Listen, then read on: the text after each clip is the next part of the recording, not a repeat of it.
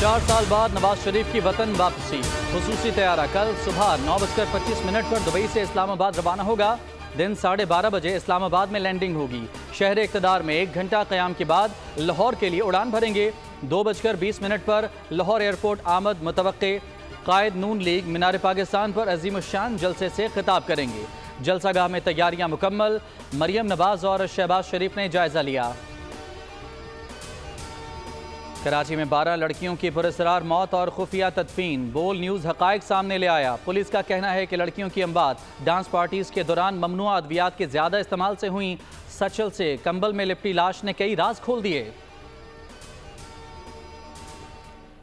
World cup में Australia ने पाकिस्तान को 62 रन से हरा दिया। कैंगरूज ने पहले खेलते हुए 367 रन बनाए। डेविड वार्नर और मिचेल मार्श ने 259 रन की पार्टनरशिप बनाई।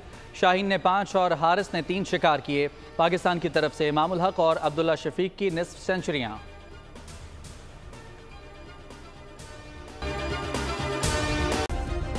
सब्सक्राइब करें और बेल दबाएं ताकि कोई खबर रह न जाए।